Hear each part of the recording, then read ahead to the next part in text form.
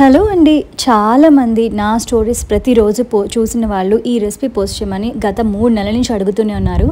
ఈ మధ్య నా మతిమరుపుతో 1-2 వీడియోస్ రికార్డ్ చేయడం మర్చిపోయాను. కొన్ని డిలీట్ చేశాను. అందుకని మళ్ళీ రికార్డ్ చేసి పెట్టడానికి 2 నెలలు టైం తీసుకున్నా. Finally the milk mix powder recipe is here. So ఇది కంప్లీట్గా హోమ్ మేడ్ అనమాట.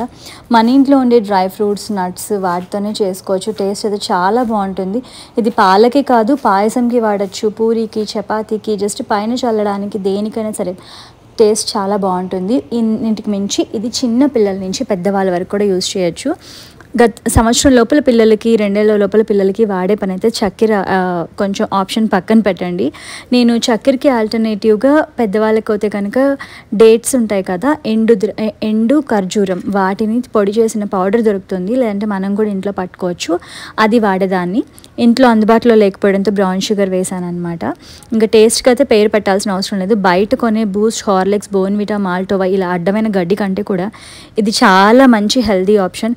ఎందుకంటే మనం అన్నీ పొడుగ్గా అయిపోతాం, హెల్తీగా ఉంటాం అని చెప్పి మన పేరెంట్స్ మనకు అవి ఇచ్చారు. కానీ మనం మంచి ఫుడ్స్ తినడం వల్ల దేవుడి దయ వల్ల మనకేమీ హెల్త్ ఇష్యూస్ రాలేదు. కానీ ఇప్పుడు అలాంటి స్టోర్ బాటిల్ తీసుకొస్తుంటే పిల్లల హెల్త్ చెడిపోతుంది కదా. కాకపోతే ఇలాంటివి వాడినట్టు అయితే హెల్త్ చెడిపోదు.